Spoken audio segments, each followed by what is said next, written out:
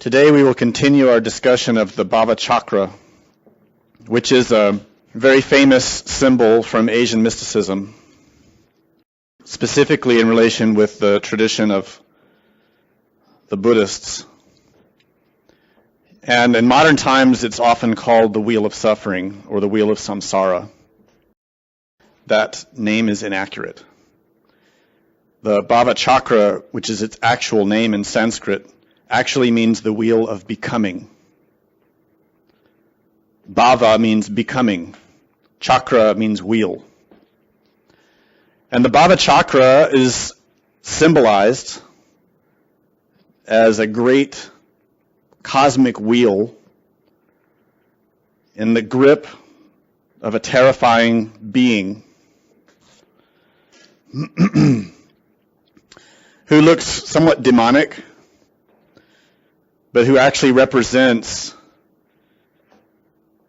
forces in nature. This is not a demon, but is actually a form or an aspect of a deity. So this symbol has been very misinterpreted and misunderstood because people don't investigate the symbolic importance of these traditions. We need to understand that the Bhavachakra, the wheel of becoming, represents how nature functions. It does represent the kingdoms of nature outside of us. These 6 realms that make up the bulk of the wheel represent the realms of beings, from the hell realms to the heavens, and everything in between. All of that is depicted on this Bhavachakra. But the external meaning is only relevant in relationship with our own level of being. In other words, to simply study this as a map of the external world is a complete waste of time. That is not its purpose. Bhavachakra was taught by the Buddha in order to give us a map of our own psyche, in order to represent for us why we suffer and how to change that. So in the previous lectures, we explained many of the fundamental structures of this teaching and how they apply to ourselves personally. Today we're going to talk about liberation from suffering. We need to bear in mind that the Bhavachakra does not apply fundamentally and primarily to the external world. Fundamentally and primarily it applies to our own mind. Our own mind is the wheel of becoming. It is the Bhavachakra. And we are in a state of suffering because of our mind. In other words, when we look at this image, we should be looking at a mirror. Not a lens to the outside world in order to examine the state of other people's lives, but to examine our own. This is its chief value. We explained in the previous lectures that the very core or center of this wheel, the axle, which allows this great wheel to turn, is rooted in 3 symbolic animals, a pig, a snake, and a rooster. And they represent ignorance, craving, and aversion. These are the 3 forces behind everything.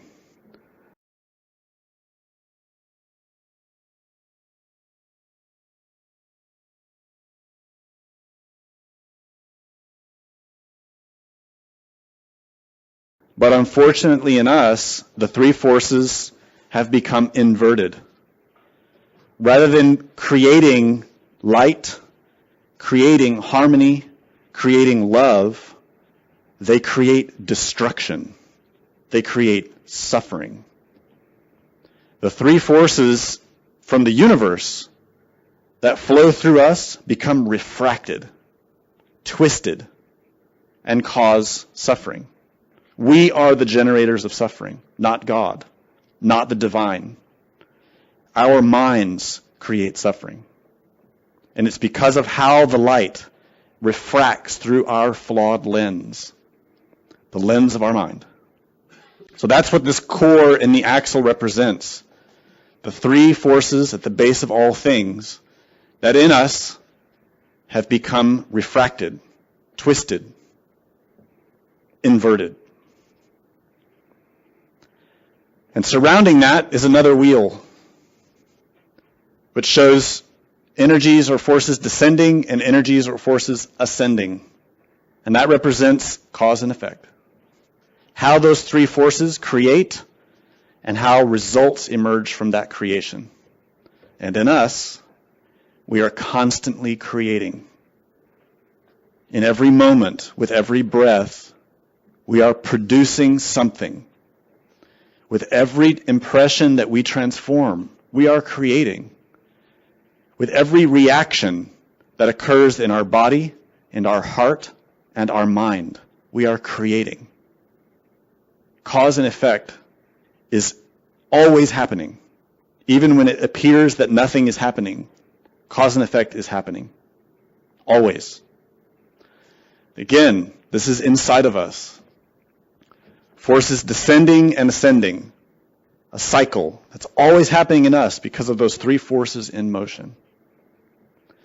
And around that second wheel, we find those 6 realms, which symbolically represent the gods, the demigods, the humans, the hungry ghosts, the animals, and those trapped in the hell realms, or the demons. Those 6 realms reflect our psyche, levels of our own mind. All of us have levels of our mind in the deepest regions of hell. All of us have very demonic, very filthy elements in our psyches, without exception, because none of us are saints. None of us are angels. We all have the worst possible characteristics submerged in our mind. We may not be aware of it, they may not be active, but they are there. We also have elements in our mind like the hungry ghosts. Very ravenous psychological qualities that are never satisfied. Lustful, angry, proud, envious, jealous, gluttonous, etc. Very, very base level elements that simply want to consume, simply want to destroy, simply want to take.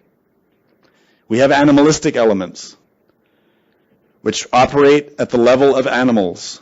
No reasoning, no real awareness, very instinctive. They just want to eat and sleep and have sex. They want to just get along from day to day. They want to procreate. They want to nest. We have those. We also have elements that are somewhat human-like. Elements that can behave with altruism, that can behave intelligently to some degree, that can create good things, even just on a terrestrial level.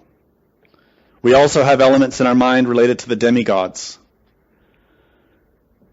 more pure elements. Love, the ability to sacrifice, the ability to help others. Elements in ourselves that can lead others and create benefit. And we also have elements in our psyche related to the realms of the gods. Very beautiful, very elevated portions of our consciousness that are not trapped by all the lower parts. But unfortunately in us, we rarely contact these aspects of our psyche because most of it is so trapped and buried. So these 6 realms are realms of potential experience through the course of our lives. Through the course of our lives, depending on our particular heritage, psychologically speaking, our own psychological inheritance. In other words, according to what we ourselves did before, we are experiencing now. And that experience now is constantly fluctuating and changing in relation to these 6 realms in our own psyche. if we've been decidedly bad, decidedly and clearly selfish and envious and angry, then the elements in our life will reflect that. And we may find that from day to day and from week to week, life's getting harder, more painful, more difficult, more confusing, darker. And that is how these three aspects of the Bhavachakra are in motion. Because of our ignorance, craving, and aversion, we're setting up a cycle of cause and effect, which is propelling us into a lower and lower level of living life from day to day. So there's a cycle that's put in motion. Similarly, if we're making the effort to only utilize our best qualities, to try to overcome our selfishness, our jealousy, our anger, our pride, and to sincerely serve others, then we find that our life from day to day, from moment to moment, from week to week, is propelled in another direction. And other aspects of our psyche begin to be more of a common experience for us. So what I'm pointing out here are cycles, trajectories, how cause and effect propels us in our own wheel of becoming. And that's really the synthesis of the lectures we've given up till today. The reason we need to keep that in mind is because we need to know where the trajectory of our life is headed, and we need to know how to guide it. Everything rides on this. Absolutely everything. If we don't have cognizance of how our moment-to-moment transformations of energy in relation with the three forces are putting in motion cause and effect and impacting our experience of these six realms in our own psyche, then we don't know where we're going. We don't have any idea, which means we're not in control, which means our life is a chaos. We're just victims of circumstances, which actually is the state of the vast majority of beings on this planet. And that includes the gods. That includes the demigods and the so-called humans. As we explained previously, all the beings in all the realms simply want to fulfill their own desires, to fulfill their own longings. The gods want to remain as gods. The demigods want to be gods. The humans want to be demigods or gods. The animals just want to eat and survive another day. The hungry ghosts want to feed their insatiable desires. And the demons in hell, they want everybody else to suffer like them. All of us are in those levels in our own psychological environment. To escape this cycle is possible, but it requires an incredible revolution. Not outside, not against our families, our coworkers, our government, against our external religions. None of that means anything. The revolution that has to occur is against our own mind, our own way of doing things, our own way of thinking, of seeing, of feeling, of acting. Our consciousness has to revolt against ourselves. This is the revolution. It's inside.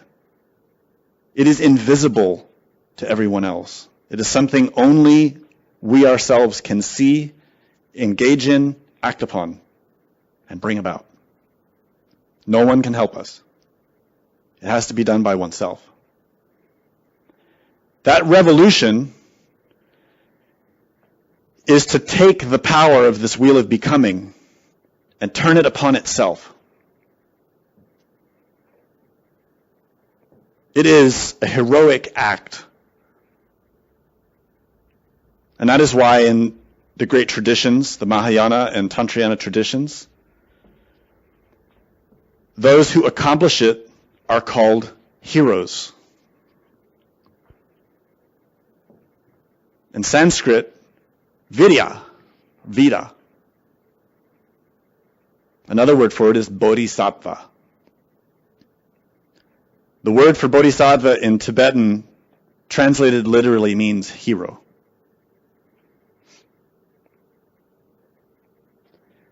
And such a person is rare. Not everyone is heroic. So to accomplish that, there are actually two ways to escape the wheel. Samael Aun Weor explained that there are two ways to achieve liberation, two ways to liberate ourselves from this valley of samsara. The first is to become self-realized, transformed into a Mahatma or Logos. The other as simple elementals, without realization of the inner self. So let's clarify this statement so we can understand it without any vagueness. To get off of the wheel is possible. But it is not possible so long as anything binds us to it. This is the first thing we have to clearly understand. We are enslaved by the wheel because we ourselves have produced that slavery. Our mind is the wheel. It is what binds us. It is our mind. It is our pride, our envy, our arrogance, our anger, our fear, our gluttony, greed, etc., etc., etc. That is our own wheel of becoming. And we are becoming right now. What we are now is what we have become. This is what we don't understand. The centuries and centuries and centuries that we have been migrating from body to body has been a cycle of the wheel of becoming, our own wheel of becoming. And this is what we have become, what we have right now. This is proof of how much we know about the wheel of becoming. This is proof of our ignorance. Anyone who self-proclaims themselves to be a so-called master or spiritually illuminated is a complete fool when they comprehend that what you are right now is a representation of your centuries and thousands of years of living and dying. Was all of that worth it? To be what we are right now? To be trapped in suffering? In a body that's weak and impermanent and that will die? To be persecuted? To be sick? To be constantly afflicted with uncertainty and doubt? And blame and criticism, weakness, dissatisfaction, emptiness. We need to be clear about that with ourselves in order to change it. We aren't anyone, we aren't anything, we have nothing. To accomplish something is what's being outlined in this quote from Samael Aun Weor. There are two ways off the wheel. There are two ways to become something. But they are very different from each other. Everyone who comes into the spiritual path and wants to escape suffering is convinced that they will be the one to become a Mahatma or a Logos. I'm telling you a secret because I know everyone thinks that, but so does everybody else. But the truth is, one of a million will do it. It's rare. You will be very fortunate if you manage to simply get off the wheel of suffering at all. Just as a simple elemental. The simple elemental is just any creature that has come out of nature that has eliminated all of its impurity. That has just freed itself from its pride, from its animalism, from its lust. Just become clean. Not even 100% clean, but just clean enough to get off the wheel. That's a simple elemental. There are Buddhas like that. Many. Uncountable number. From an uncountable number of worlds. Very pure, very beautiful angels. But they are not Mahatmas. They are not Logos. That level is only achieved by Bodhisattvas. These are two very different, very distinct degrees of attainment. An elemental Buddha is a very beautiful being and radiates incredible purity. More than any of us could probably imagine. But a Mahatma, a Logos, is a sun. Compare the light of a firefly or a candle to the light of a sun. That's the difference. So, these two are very distinct. Now, in the previous lecture, we explained 4 paths. And these 4 paths are related to the wheel of becoming. The direct path, the spiral path, the path of those who separate themselves from the scenario, and the path of those who fail. The path of those who separate themselves, which is mentioned here as the 3rd one, is related to those elementals who simply reach enough purity and purge enough karma and perform enough benefit for others that they achieve a vacation, a break. They can step out of the cycle and get a break, but it's not permanent. Many achieve that. Many yogis, many monks, nuns, priests work hard during a given lifetime. They perform a lot of good deeds. They really work to change and become better people, and they get a break. They step out of the scenario for a while and get a break in a heavenly realm after they die. But inevitably they have to come back because the rest of their psyche is still bound. So we can set that one aside for right now. Because ultimately it doesn't go anywhere. The spiral path would be those like those who separate themselves, but who go a little further. They actually build some aspect of the soul. We call them solar bodies. These are psychological vehicles that have matter and energy, but not physical. The astral body, the mental body, and the causal body, related to the 5th and 6th dimensions. These vessels are created anew through the work that these beings perform. They are created through transmutation. They are the second birth, taught by Jesus and taught by Osiris. Through the process of that creation, they create the soul, a degree of immortality. They become Buddhas, but not simple elemental Buddhas. They become nirvanis, residents of higher degrees, of more subtle realms of nature. They have more powers, more virtues. Very beautiful beings. But they are still bound. They become gods. Many of the so-called gods in our mythologies are Buddhas from the spiral path. Many of the gods worshipped by humanity throughout all the ages of our history, and all the saints and prophets, many of them are elemental Buddhas, nirvanis.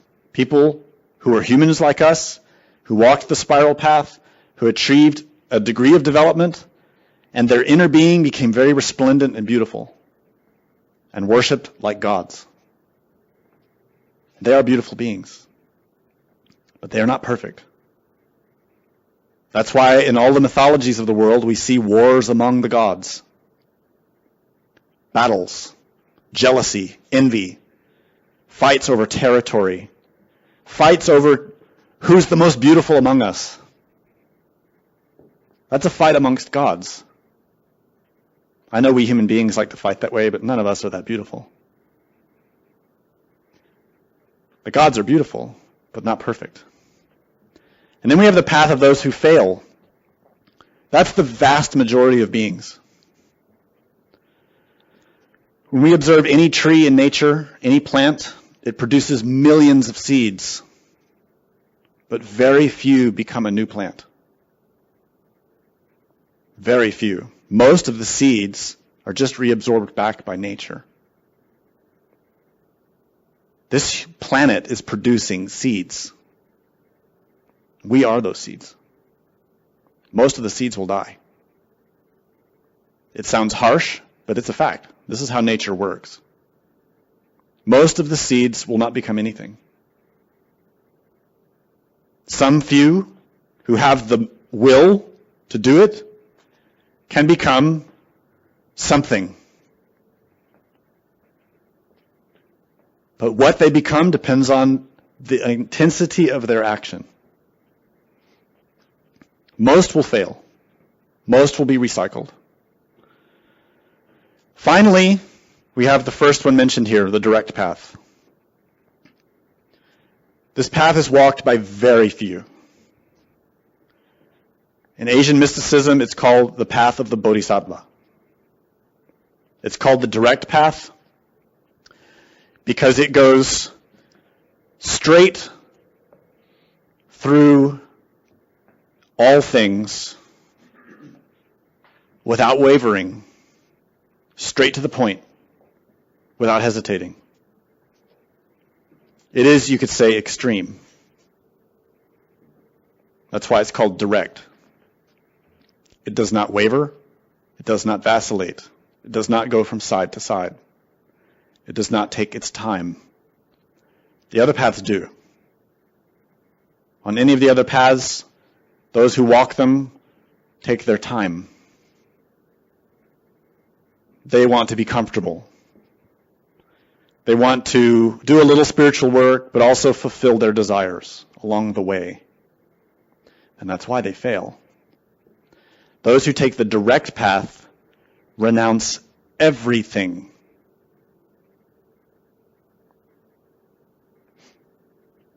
They renounce themselves. They renounce all pleasure. They renounce all comfort. They renounce acceptance, being loved, being appreciated, being admired.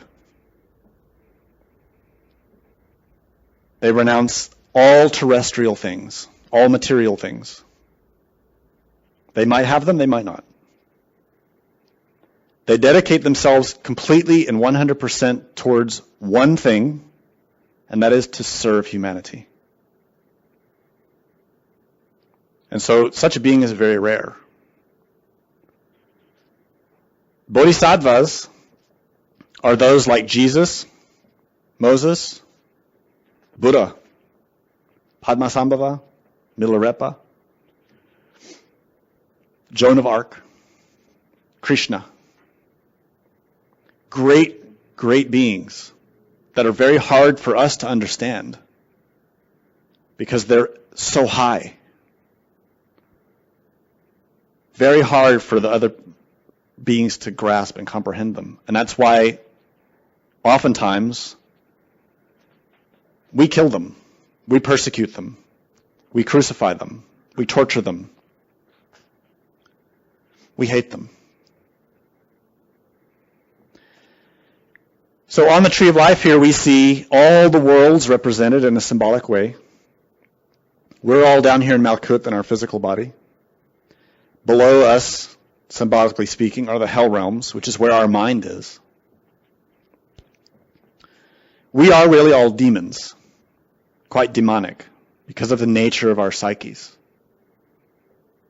Our psyches are constituted by pride, animal instinct, lust. So that aspect resides at the lowest levels of nature.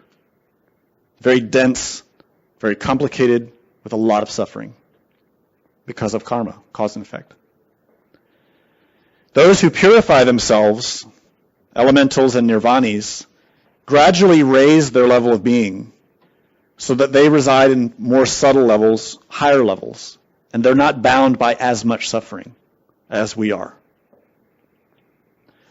And they achieve those levels through gradual processes, working little by little from lifetime to lifetime, depending on the idiosyncrasy of that particular being. The elementals are in the lowest levels here, and the nirvanis are above. Elemental Buddhas, we can say. Those who have some degree of development of the soul. Bodhisattvas are another matter. The elemental Buddhas, nirvanis, reside in the 5th and 6th dimensions, depending on their degree of attainment.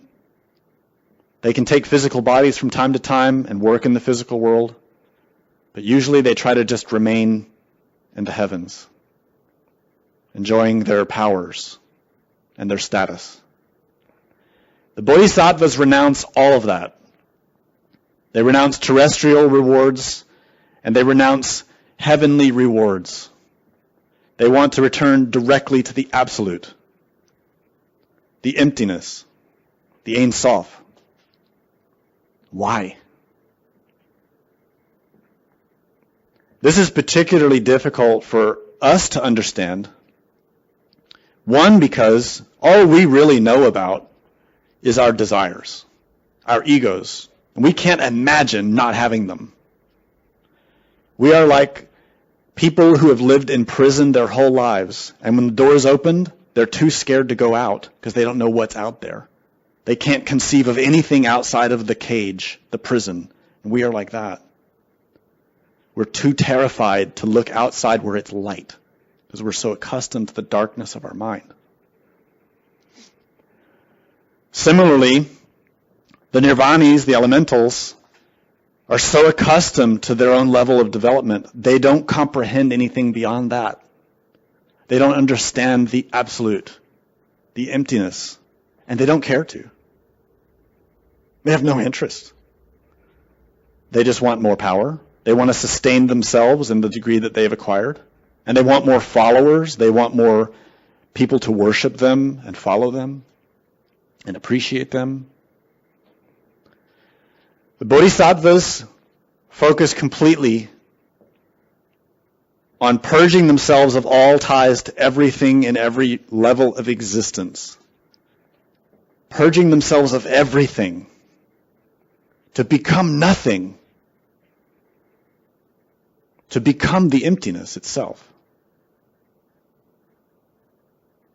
It's stated in mysticism that God searches the nothingness in order to fill it. This is what the Bodhisattva seeks. To become nothing. The Bodhisattva is seeking to comprehend the nature of the absolute. And then to become it. To be its expression. To be its vessel. And this is accomplished by walking that path. It sounds abstract. It sounds strange. It sounds hard to understand. And it is. But hopefully, as we go through this lecture, it will make more sense to you. Nagarjuna, who's a great Buddhist teacher from India, said in one of his treatises, those who do not understand emptiness will fail to achieve liberation. Thus, ignorant beings wander helplessly in the prison of the 6 cyclic existences.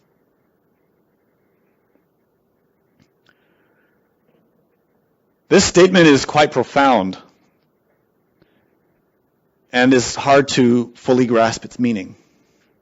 Because to understand it, you need to understand what liberation means, and you need to understand what emptiness means. We wrongly associate this word emptiness with a lack of anything. We think it means a voidness of existence. Something that has nothing, that is nothing. But that's not really what's implied by the word emptiness. Emptiness is a technical word. When you read a Buddhist scripture or a spiritual scripture, emptiness does not mean a lack. And that's how our ego hears it. Our ego wants more. So we hear this concept, the emptiness, we think, oh, I don't want that. I want more. I want more bliss, more pleasure. And that's what we want really with our spirituality. If you're really sincere with yourself, you'll see it. Really what we want is more pleasure. That means we don't understand karma. We don't understand cause and effect and how nature functions. We don't grasp that the more you indulge in pleasure, the more you spin the wheel towards pain. We don't grasp that. We need to learn that. Emptiness is that which is behind both pain and pleasure. Emptiness refers to a very specific aspect of the Bhavachakra, which is quite technical and quite complicated, and we haven't gone into it in this course because everybody falls asleep when we talk about it. It's called pratitya samutpada. See, even just saying the name, people's eyes glaze over. Pratitya samutpada is an ancient word from the Pali language that means, well, it's very hard to translate to English. The most popular transformation of that term is dependent origination. Another way to say it is interdependence.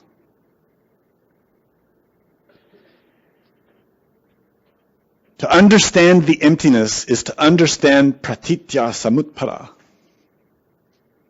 the interdependence of all things, the dependent origination of all things, the Ein Sof, the absolute, the primordial archetypes at the base of everything.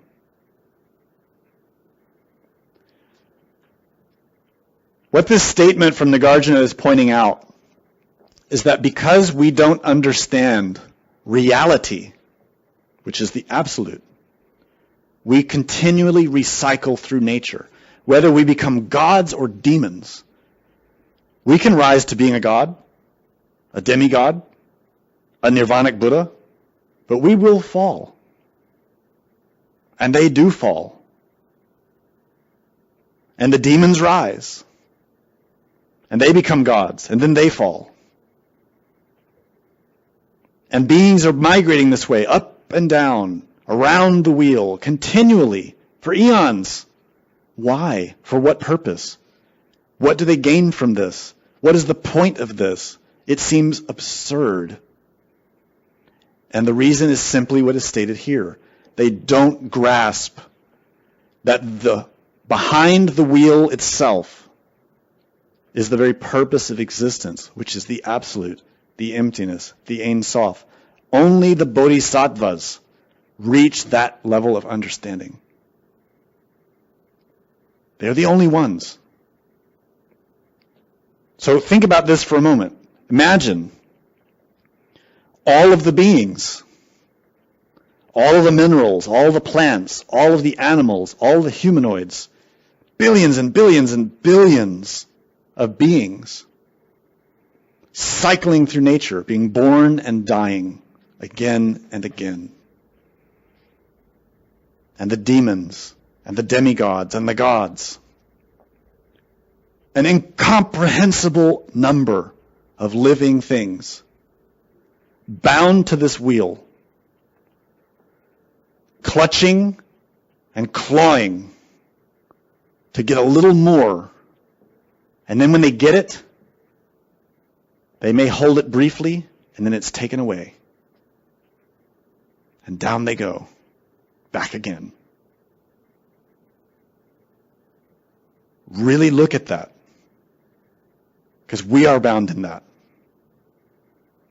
Whether we are at the level of a demon, an animal, a human being, a demigod, it's really the same. Whatever we have now will not last. Why? Because of emptiness, because of dependent origination, because of impermanence, because of the absolute, because of how nature functions. But we don't get it. At the core of our wheel of becoming, those three forces, the most important one is ignorance. Avidya in Sanskrit. It means a lack of knowing. We can also use the Greek term agnostic. People use that term now to say, oh, I don't have any belief. I don't believe anything. What they're really saying is, I don't know anything. I'm ignorant. When you translate agnostic literally, it means a lack of knowledge. It's really absurd to see people calling themselves agnostic. That's really what they're saying. They're really displaying a profound lack of knowledge. It's sad, because that's why they suffer. To escape the prison of the 6 cyclic existences, we need knowledge of emptiness. We need to comprehend the absolute. That's why we always talk about it. That's why Master Samael always talks about it. And it's absurd to see his students avoid it, when that is the very root of liberation. Understanding the absolute. So Milarepa said, karmas, troubles, hindrances, and habitual psychological manifestations can only be killed through cultivating bodhicitta and contemplating the absolute. Milarepa, in case you don't know, is a very great bodhisattva. He's most renowned in Tibet, partly because he was the first Tibetan to reach complete self-realization. So he's a hero amongst the people. But what's most remarkable about him was that he started out as a black magician, killing people for revenge. He learned magic. He learned tantra in order to get revenge, in order to kill, and he did it. And then he learned his lesson. He learned the kind of power that he had. And he repented and worked very rigorously for the remainder of his days in that body and became a great bodhisattva. He told his disciples, his last teaching was simply this: meditate. Everything that I've accomplished is from meditation. And students don't like to hear that. We like easy answers. We want everything given to us on a plate with a spoon and a fork. It's not like that. He was pointing out here how to do it. Cultivating bodhicitta and contemplating the absolute. So we need to understand what these terms mean, because all of us, obviously, have a lot of troubles. We have a lot of habitual psychological tendencies and a lot of hindrances. The only way we can really become liberated from them is a very deep comprehension. Now, this statement to me is particularly interesting. It would be easy to read that and sort of walk away and say, yeah, that's profound, cool, and think that was it. But really, he's giving a profound clue in this statement. And this is something that I want to point out to you specifically about studying Scripture, that you cannot grasp Scripture merely with your intellect. It's impossible. Scripture was not written for your intellect. So when you study Scripture, when you read Scripture, you have to read it with your consciousness, with your heart.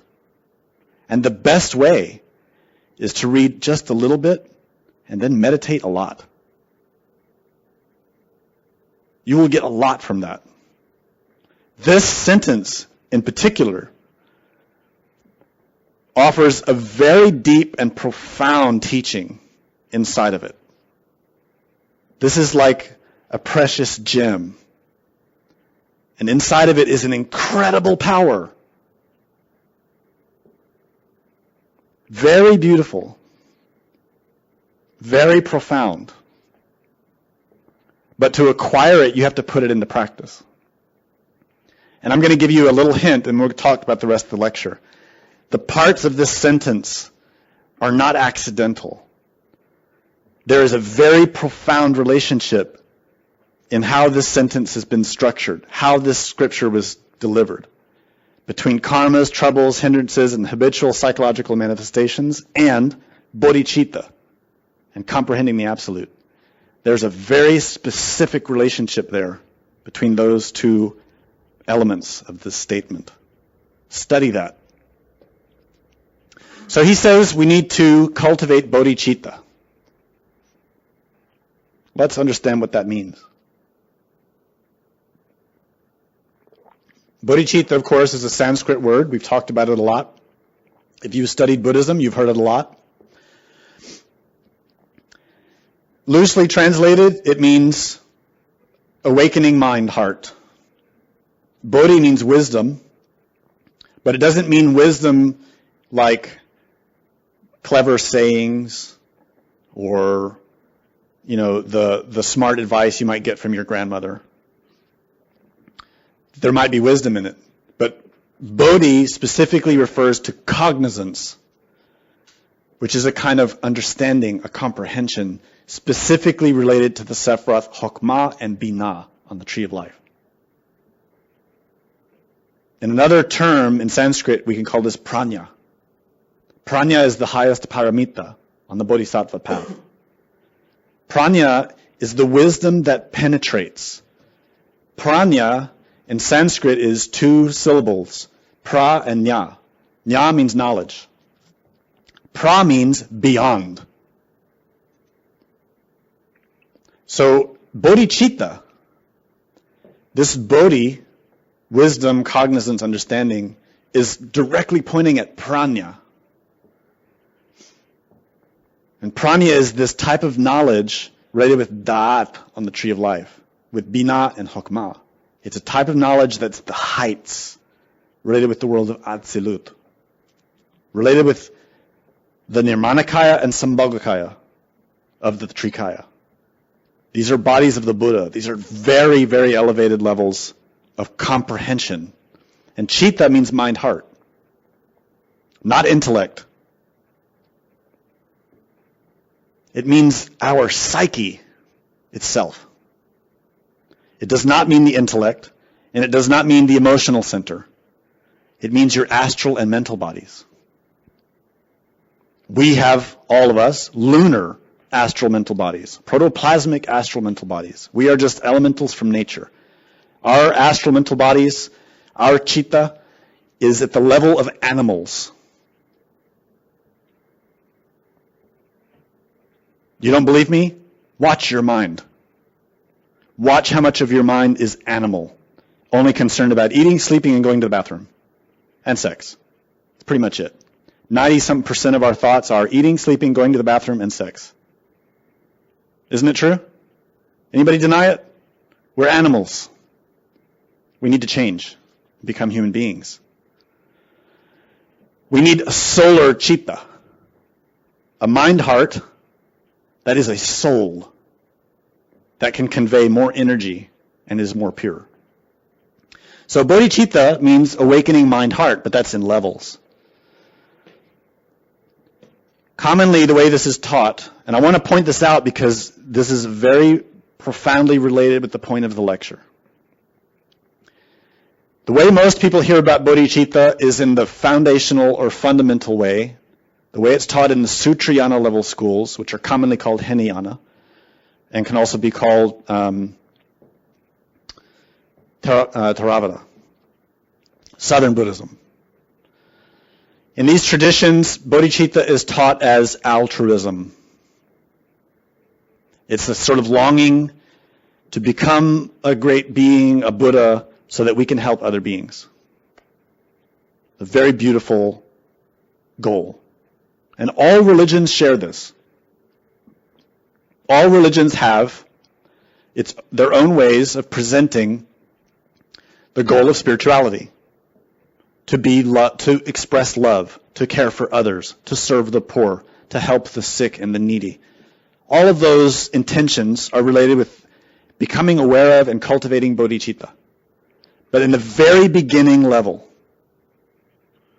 we call it Sutrayana because it's the smallest, most personal, most foundational way of understanding bodhicitta. In the Mahayana, or greater vehicle, which is another level up, that becomes deeper. At this level, in Mahayana teachings, it's taught as not only compassion, the wish to help others, but a wish that is fueled by the understanding of how karma relates to reality. That the cause and effect relationship does not have to be the way it is. Stated another way, in the Sutrayana level, we see our suffering and we want to escape it. And we start to see the suffering of others and we want to help them escape it. And we start to understand that we're creating our own suffering because of our pride and our anger and our envy, etc. And we start to understand that others are doing the same thing. We want to help them overcome that, stop producing suffering. That comprehension, not the intellectual idea, but to actually see it in our lives and the lives of others, is the beginning of starting to see the nature of the emptiness. It's the beginning of starting to comprehend dependent origination, how all things move in relation with each other. Emptiness, the absolute, is the space within which everything moves. And everything is moving as it is moving because of cause and effect. Starting to see that begins with this Mahayana level of understanding bodhicitta. It is compassion, but it is a compassion based on starting to comprehend how nature works and that there is another way.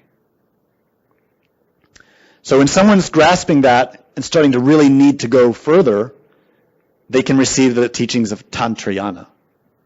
And at that level, they're taught what bodhicitta really means. It means sexual energy. In Tibetan, the word for the bodhicitta means two things at the same time. It means the awakening mind-heart, but it also means the sexual energy. It's the same word.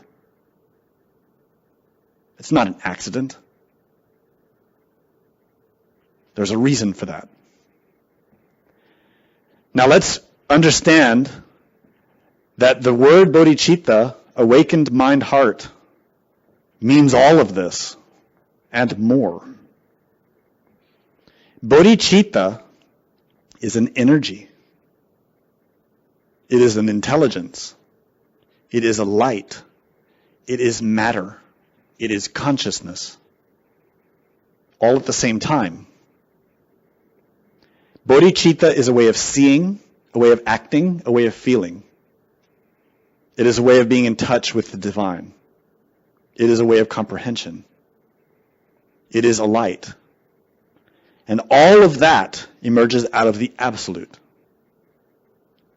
Another word for bodhicitta, if you want a Greek word for it, Christ. Same thing. Christ. It is a force in nature. It is most condensed and most powerful in our sexual energy. It is our power of creation, of becoming. When we harness that energy spiritually through our comprehension of the absolute and through our compassion for others, we awaken consciousness very rapidly. That is why Tantrayana has been so protected, because of the doorway it is to so much power. Remember, power is an energy. It can create or destroy. If you give power to a demon, they will destroy. Simple. So now, in this day and age, these teachings are being made open and available to everyone. Lots of demons are learning this. Lots of demons in the world are now learning to conserve their sexual energy and harness those forces, but they aren't changing. They aren't eliminating their pride and their anger and their envy. they continue to nurse and protect and grasp onto the same fundamental habitual tendencies they've always had, which means they're now making them much stronger, much more powerful, and they're awakening consciousness as demons. On the other hand, if we really work sincerely to comprehend what bodhicitta means, and we work sincerely to eliminate these tendencies from ourselves, liberation is the natural outcome. So, about this, Samael Aun stated that the bodhicitta is the awakened and developed superlative consciousness of the being. The bodhicitta emerges in the aspirant who sacrifices himself for his fellow men long before the mercurial bodies have been created. It is necessary for the bodhicitta, which means the auric embryo, the awakened consciousness, to fall into the illuminated void, the absolute. This statement from Samael Aun is very deep, and I don't expect everyone here to grasp all of it in the brief time that we're studying it here, but let me point out something very important about it. Firstly, the bodhicitta is the awakened and developed superlative consciousness of the being, of the innermost. Secondly, bodhicitta emerges long before the mercurial bodies have been created. This is extremely significant. Creating the solar body, the solar astral body, the solar mental body, and the solar causal body are important. We've talked about this many times. It's in all the books, it's in all the lectures. The creation of those bodies is what allows us to raise our level of being, to start to become free of the laws that bind us in this level, and give us the ability to transmit more light.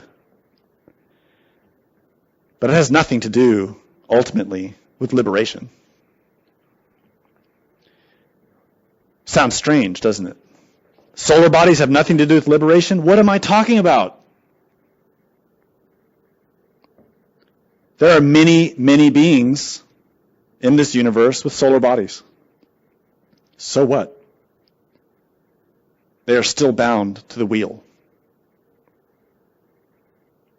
They still have the ego. They could be demons, they could be human beings, they could be gods.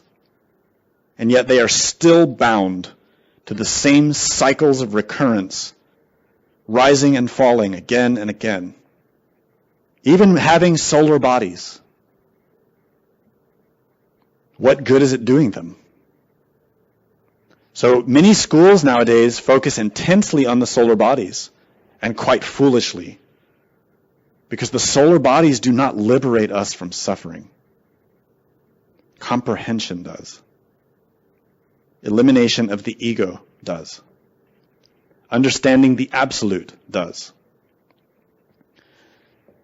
Samael states clearly here, the bodhicitta emerges long before the mercurial bodies have been created. And how does it emerge? Through sacrifice for others. Altruism, compassion, generosity, sacrifice. It's through sacrificing ourselves, through that pain of renouncing our pleasures, renouncing our comforts, and seeking only to serve divinity and humanity, that the bodhicitta begins to emerge in us. And what is that? Bodhicitta, clearly defined, to combine all of this together, is where we have learned to restrain our sexual forces, to transform them, to renounce animal desire, and to take all of our creative power, physically, emotionally, mentally, and dedicate it to others, to serving, to helping to eliminate suffering, to serving what our innermost wants us to do in that regard. And in that creative power does create. It creates the bodhicitta. It creates a new mind, a new way of seeing, a new way of being, a new way of acting, a new way of understanding. This is what creates the auric embryo. This is not a theory. This is not something vague. It is something that exists. The auric embryo is light. Auric means light. Embryo is something that's growing, a baby, a seed. We are that seed. The auric embryo is the Christ child, the bodhicitta, which begins to emerge in us when we learn to behave this way.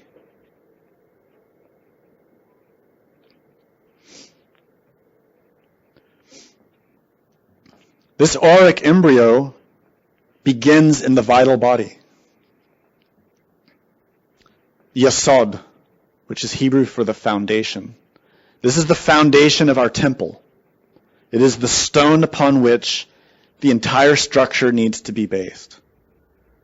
Now, if we walk one of these other paths, let's say we want to be a nirvani, we want to create the solar bodies, we can raise the kundalini in the physical and vital bodies.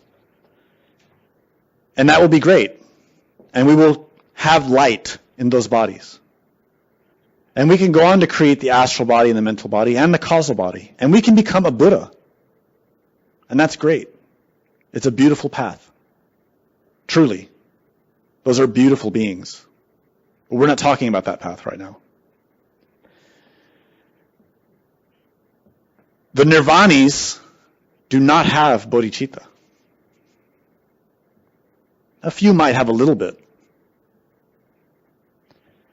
But to really have bodhicitta is something that only a bodhisattva has. Bodhicitta is a different kind of mind, a different kind of light. That auric embryo, which emerges in the vital body, is how the Christ, bodhicitta, is setting the stage for his eventual emergence in the soul, to completely liberate that soul from the wheel and to incarnate in that soul as a Christ. The bodhicitta is the beginning of that. The bodhicitta is the middle of that. The bodhicitta is the fulfillment of that. So there are levels and levels and levels of bodhicitta. Jesus has incredible bodhicitta. Stunning, astonishing, unbelievable bodhicitta. His power of sacrifice and his radiant light are incomprehensible even to the gods. Even the gods who live in these high realms can scarcely look at Yeshua because of the radiance of his light. Bodhicitta. That's how serious this is. So in us, through sacrificing ourselves, through comprehending the absolute, we start to develop that. And it's based in the transmutation of sexual energy. You cannot escape that. You cannot develop bodhicitta if you are expelling your sexual energy. It is impossible. The Christ is the sexual force itself. That is the creative power of God. And that's why Buddhists who follow one of those tantric paths in Buddhism take vows to restrain that energy and transform it. And they learn many techniques for that, depending on which school they follow. But nowadays, most Buddhists ignore that. They don't follow it. Therefore, they are not really developing bodhicitta. Impossible. The only way to develop bodhicitta is to cultivate tigle. Tigle is a Tibetan word that means sexual energy. And the only way that can happen is if it is restrained. In other words, they must renounce the orgasm. They must renounce animal desire. Now, let's look back at ourselves. We're not at that level, obviously, of having bodhicitta. But we need to know what it is. You can't create something unless you know what you're creating. You can't. Okay, you can create a child without knowing what you're doing. You can get pregnant, sure. But you can't create a soul. You can't create a Buddha or a master. You cannot create bodhicitta unless you know what you're doing. So we need to look seriously at ourselves. The seventh Dalai Lama said that samsara is one's continuum of rebirth into the contaminated aggregates. And I've pointed this out, I think, in all the lectures of this series because it's so important. We forget this all the time. We are in samsara. Samsara means circling. And we are constantly repeating ourselves. This wheel of becoming is our very mind. And we are trapped in that because of our misperception. So this rebirth into the contaminated aggregates refers to what we have now, what we are now. Classically, in Buddhism, it is said there are 5 aggregates. They are called skandhas. Aggregate means a collection, a heap. It's a amalgamation of different components. And the example that we always give is concrete. To make concrete, to pour our sidewalks and streets, you mix together different things to create that. It is an aggregate. We are that, with differing levels. Our physical body is an aggregate of many things. It's called rupa. It is the body itself. That body has the ability to perceive sensations, that is Vedana. And it perceives sensations through perception, through cognition, which is samnya. And we are able to recognize what we perceive because of mental formations, which is samskara. And we're able to discern those differences because of vijnana. We've given lectures about the skandhas already, the aggregates. I'm pointing this out to remind you, and also to point out that none of these are yourself. None of them. We are not the body. We are not sensations. We are not perceptions.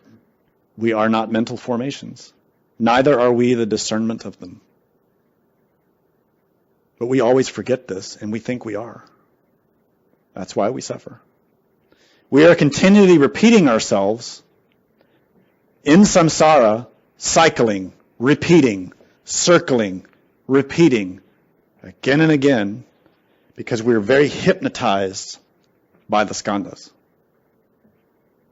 And our skandhas are contaminated with attachment, hostility, malice, ignorance, craving, aversion, pride, etc., etc., etc.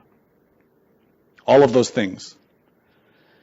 And these 5 are symbolized on the Bhavachakra by these 5 skulls at the top. What those 5 skulls point out is that what is grasping the wheel, that demonic character, that demonic figure, his crown, what enthrones him to have that power, is these 5 aggregates, the skandhas. We give that power because we don't dominate consciously our own skandhas.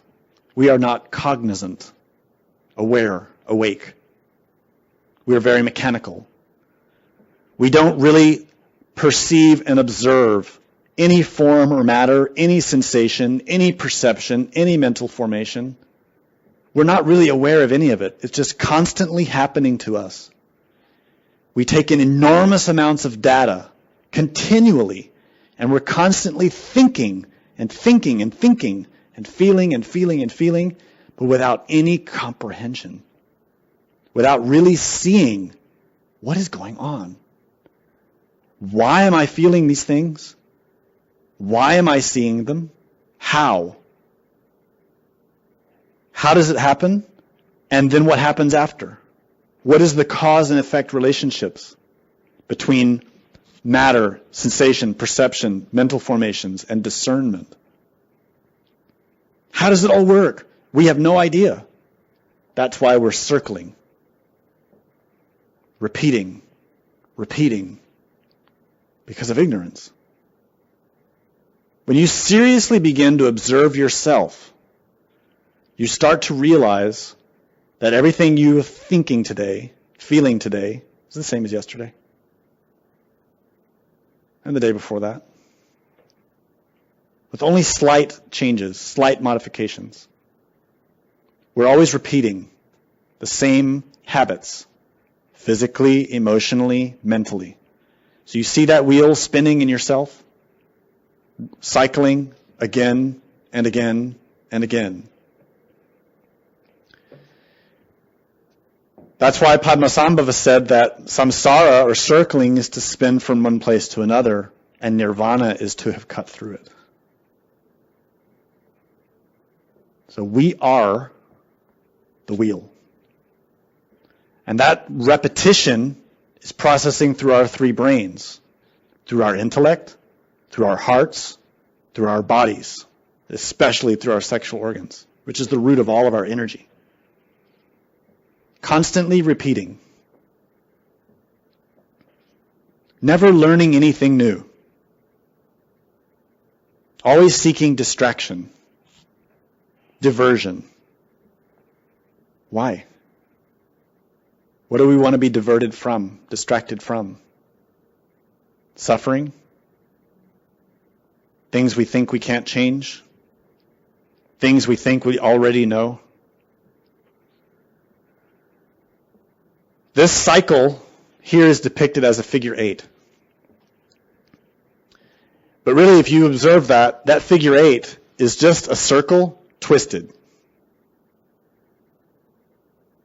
See that? It's twisted because it's continually spinning. That's the symbol of the infinite. Its center is in the heart. Why is that? If I say, hey, you say, who, me? And you point to your heart. This is where the root of ourselves is most deeply connected. This is where our innermost communicates with us.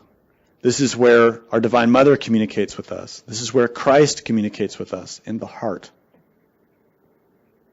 This is where we feel the most pain. Really, as much physical pain as we can feel, as much mental torment as we can feel, the worst suffering we can ever feel is in the heart. There's no question about that. Conversely, the most beauty, the most joy, and the most incredible emotions we can ever feel, or sensations we can feel, are in the heart, not physically. Everyone's out searching for physical sensations or mental stimulation, but really, the greatest experiences we can ever have are in relation with the heart. So this image right now is representing how we suffer. How through our misperception of external and internal things, we wrongly transform our impressions. We misunderstand what we see and feel and think, and thus we act out of misunderstanding, and thus we create suffering. To cut through that is to begin to see this process in motion in ourselves. We have to see the process and change it. And here's how you do that. The Dalai Lama says, Bodhisattvas are beings who, out of intense compassion, never shift their attention away from sentient beings. They are perpetually concerned for the welfare of all beings, and they dedicate themselves entirely to securing that welfare. If you want full and complete liberation from suffering forever, This is how you do it. Stop worrying about yourself. Stop feeding your desires. Stop listening to your pride.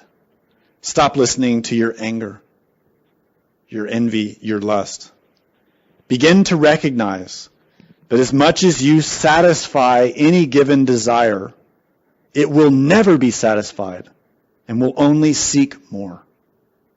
Furthermore, every time you do feed a desire, it corrupts the rest of your life. You feel guilt, you feel shame, you feel darkness, heaviness, regret. Other people reject you. You lose what good you did have.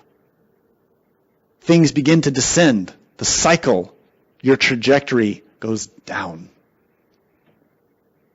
Yet if you embrace serving others, cultivating compassion for others, and insight into reality, the absolute, you spin that trajectory upwards.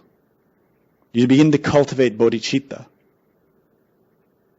To repeat, that only happens with transmutation and with this psychological revolution. So how do we do that? I know this is a lot of philosophical and somewhat technical information, but it is not complicated. It's actually very practical. It isn't hard to do in terms of the steps. What makes it hard is to change. Really changing is not easy. That's hard. So we begin here and now with who we are. We have to observe ourselves. We have to look at our three brains, constantly watching and understanding how they work with each other, with external things, and with internal things. We need to comprehend how the three forces move through us. And they move through our three brains, through our three nervous systems, etc. Intellect, emotion, body. We need to start to see how they function, how thoughts process, what causes them, what sustains them, what they result in, and with emotions, and with physical sensations, and physical actions. So we need to first recognize our afflictions. We need to know what afflictions are. We don't even know that. We're the prisoners in the cage who only know the cage and have no idea what's outside the cage. We need to analyze our cage and recognize what's causing suffering for ourselves and others. So how do we define an affliction? Classically, in Buddhism, an affliction is defined as anything that disturbs the mind stream. Sounds very broad, because it is. So then we need to know what is the mind stream and what is to be disturbed. Mind stream is your continuity of consciousness. Awake, here and now consciousness. That is mind stream. It's called stream because it's always flowing. It's called mind because it is your citta. Here and now. So if you're not here and now, then you are under the sway of an affliction because your mind stream is not here, it is disturbed. It is distracted. It's somewhere else. You're thinking about work, you're thinking about that trip you're going to take, you're thinking about that problem you have to solve, or that emotional difficulty you're having, etc. You're not here and now in your body paying attention. You can be here and now paying attention and still have an affliction. If you're here and now presence, firstly, you're here and now. Secondly, you notice, well, I have some pain, I have some discomfort, I have an anxiety, I have some kind of conflict intellectually or emotionally or even physically. All those would be classified as afflictions. In our tradition, we have broad categories for the afflictions. We talk about pride, anger, envy, lust, gluttony, greed, etc., laziness. Those are very broad terms. They are not very specific. They are very broad. The reality is we have tens of thousands of afflictions, and they're all different. And every one of us is different, with different afflictions. In Buddhism, they talk about 10 fundamental afflictions. But even those are not fully comprehensive. They're just 10 generalized afflictions. What we need to understand is anything that impacts our own cognizance of the present moment and causes us to misperceive reality is an affliction. So looked at in that way, we can say that all of us pretty much have only experienced afflictions as far back as we can remember.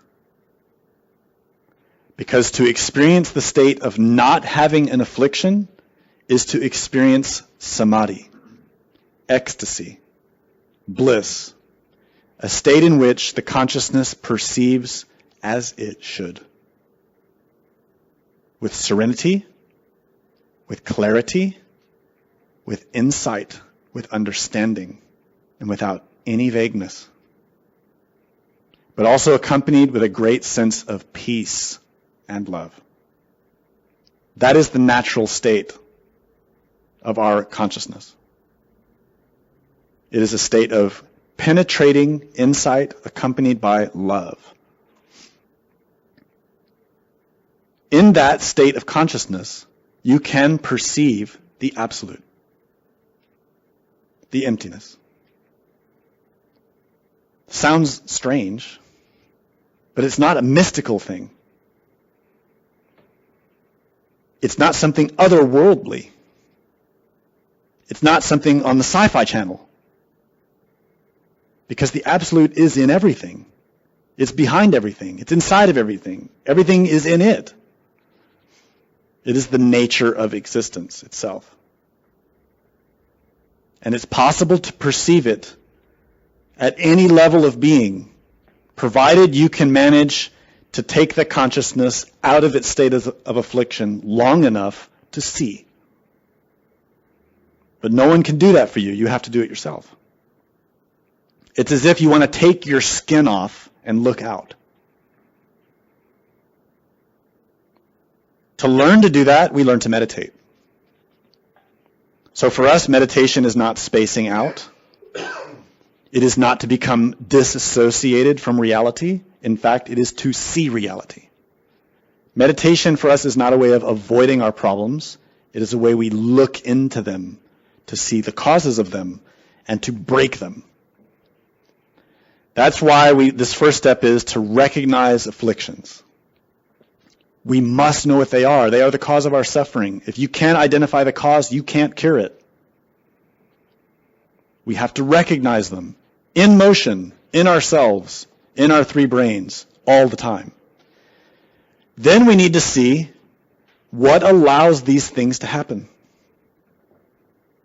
Why is it that these afflictions emerge? How is it they are here with me? How is it that I am victimized by them? How did I create them?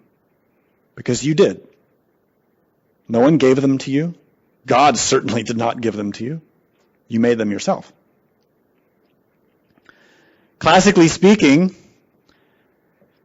this step is super important, but easy to misunderstand.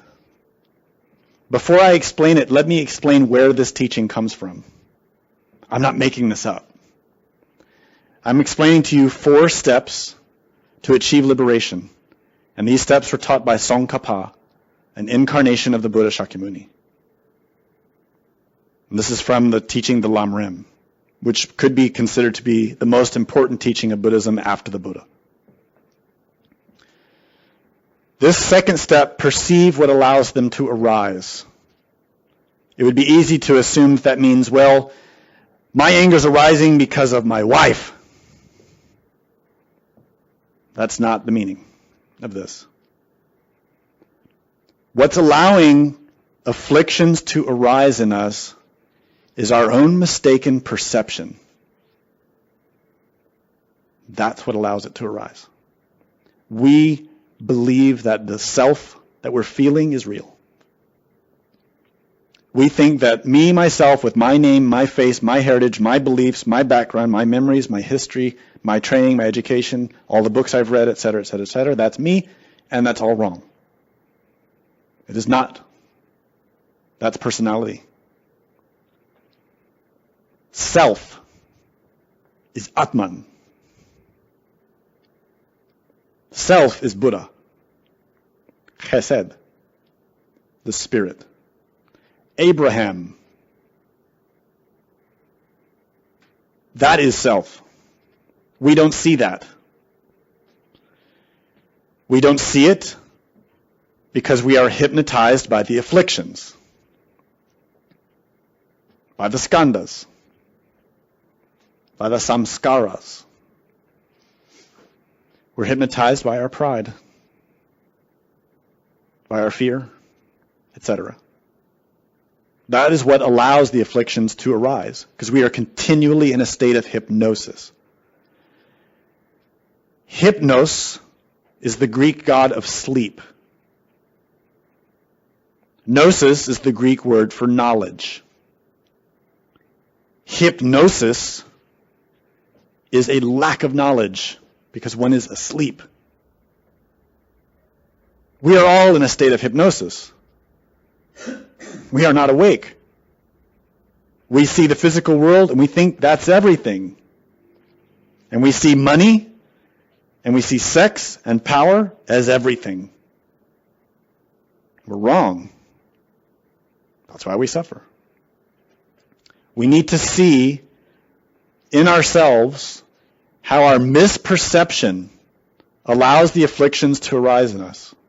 And when they arise, we get hypnotized back over again. Somebody says something irritated, we get annoyed, we get irritated and aggravated, and it stays with us, and we nurse it, and we feed it. And we think, they're wrong, they shouldn't have said that, and we just keep the cycle repeating again and again. We build resentment. That's why we suffer. You see, it's not complicated. We just need to look at ourselves, and we need to change how we see. We need to see how they arise. In Mahayana Buddhism, according to Tsongkhapa, this is quite a difficult step. It involves many things. He specified 6 particular aspects of how they arise. It includes the basis of our psyche, how our psyche is positioned. For example, we're asleep. We know that from step 2. We are mistakenly perceiving ourselves and mistakenly perceiving others. We believe that the sense of self that we feel is real and valid, and thus what the other person did hurt us, and they are real and valid, and the words they said are real and valid, so our anger is real and valid, and it's all wrong. It's only valid because we believe it. That's the only reason. Because we believe it. We don't see that we are what allows them to arise. Because we believe it. Hypnotized by anger, by pride. So perceiving how they arise is to get into the details, to look into the specifics in ourselves, in our mind, and in our environment also. We wouldn't have felt that anger if that person hadn't criticized us. Now, spontaneously, we will hate them. But through learning bodhicitta, we will love them. We will cherish them. And that is a sign that bodhicitta is emerging. That is a clear and definite sign that you are beginning to cultivate bodhicitta when you feel love for the ones who hurt you. This is a mark of success. But don't feel proud, because then you'll go back down. Just recognize that and look for that. Don't force it. Don't make it happen. It will happen spontaneously when bodhicitta is real. When someone says something hurtful, you feel the pain because the pride is hurt. But you transform the impression. Then you feel love for that person who said that. They really helped you. They showed you your anger. They showed you your pride. This simple thing doesn't take effort. It only takes awareness. It only takes cognizance. This is what in Tibetan is called lojong, mind training. Finally, to really seal it, we need to perceive the faults of the afflictions. We need to really see, to comprehend, to meditate on our afflictions. Because right now, we don't see their faults at all.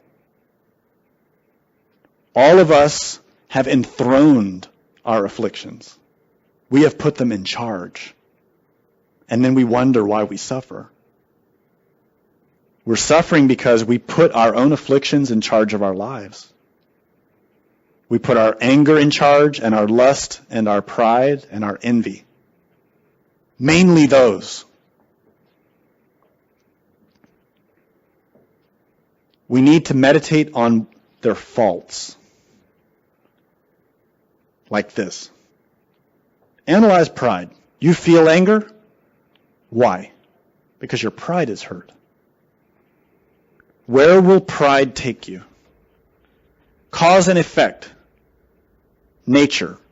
Nature functions in very specific ways. When you analyze pride, you can look to see, okay, if I continue to feed my pride, where's it going to take me? Let's say I have another 10 years to live. If I continue to feed my pride and build up my pride, what's it going to give me? Okay, yeah, it might get me some more money. It might get me respect. Then I'm going to die. And then what? Then I'm going to have this prideful baggage that's going to want more food in the next life. What about anger? Well, if I keep feeling this anger, what does anger do? Anger isolates. The only thing anger can do is destroy. Anger cannot create anything. It cannot create peace. It cannot create understanding. It cannot create harmony. It can only create conflict, war, discord, separation. And yet we have enormous anger. Why? We all want peace? Do we all want connectedness? Do we want to feel love? Do we want to love? Anger is the obstacle. Not the anger of others, our own. So we need to meditate on these faults. Not just at the end of the day when we've seen our egos and we say, oh, we get home at night, we're going to meditate. And we say, yeah, I had some lust, I saw some pride, so I'm going to meditate on that. Okay, I saw lust, I see lust. And then we keep saying, yeah, I have lust, I have lust. This goes nowhere. It goes nowhere. What we need to do is to analyze it, to imagine, okay, I see this lust. What does it create? What can it create? What can it give? Because we all know what the lust wants. And we all have had the experience of what the lust provides. It gives certain sensations, certain experiences. But then what comes after that? Everything is connected. Everything is interdependent. Remember, the ones who comprehend the emptiness, pratitya samutpada, are the ones who can achieve liberation. So we cannot look at lust in isolation. In our mind saying, okay, I see I have lust, I see I have lust. This goes nowhere. We need to see how the lust creates and what it creates. Okay, so you have the lust and you indulged in that. What did it create? Did it really make you feel good or did it make you feel bad? Did you feel like a good person after you indulged in that lust or did you feel guilty and remorseful? Did you have a better relationship with the person you engaged in lust or did the relationship get worse? Did you experience a greater expansion of your generosity, of your compassion, of your love for others? Or did you experience an increasing desire, increasing lust, more anger, more fighting, more strife, more craving. Analyze. Look at all those cycles that I pointed out at the very beginning. How do these behaviors affect the trajectory of your moment-to-moment experience? Where are they going? Will pride take you to liberation? Will envy take you to liberation?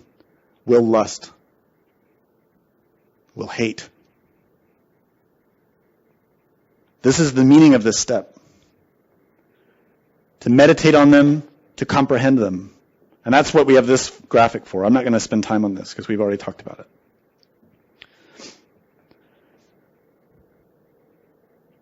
So to synthesize this, we'll look at a quote from Master Samael.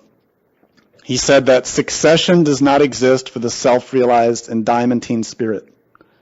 Only the eternal present exists for him. He lives from moment to moment.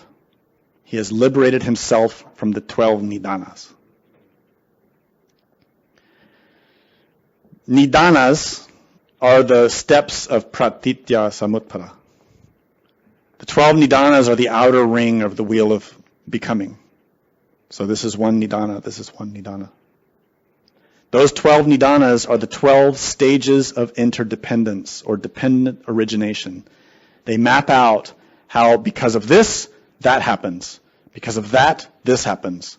Because of this, that happens. It is a chain. It is the chain that binds us to suffering. It is a chain that repeats. It is recurrence. So, succession, repetition, the repeating of series, does not exist for the one who's liberated. In other words, Abraham, Chesed, Atman. Our spirit is not bound by that. We are.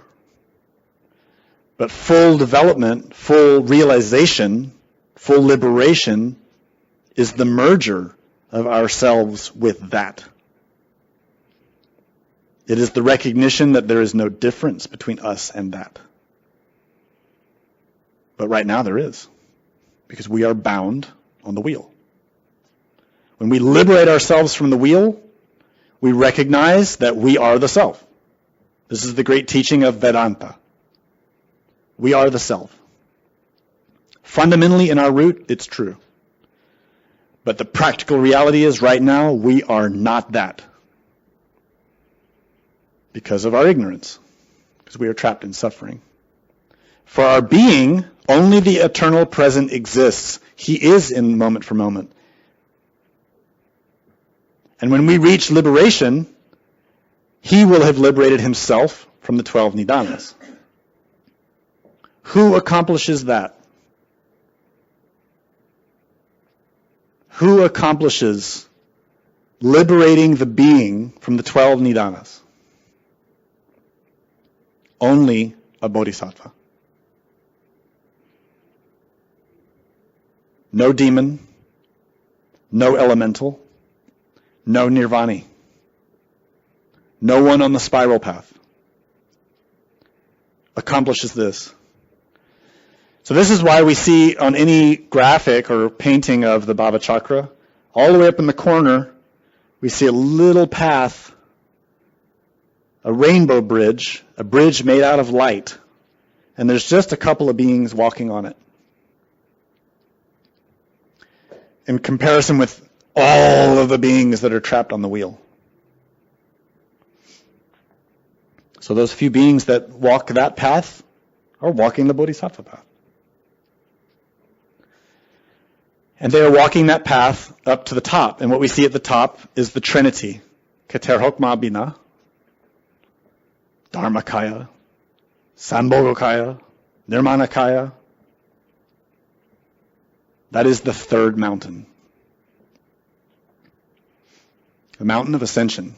And that's a mountain only reached by the bodhisattvas.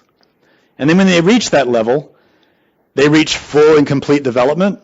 They become this, a liberated being, a resurrected master.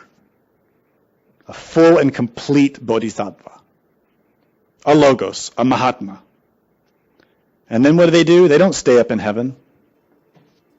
They don't forget the world. They descend back to help others. And that's why when you look at the Bhavachakra, you always see a Buddha, a bodhisattva, in these realms, even in hell, trying to help those beings to understand the path. Gratefully, because without them, none of us would have this knowledge.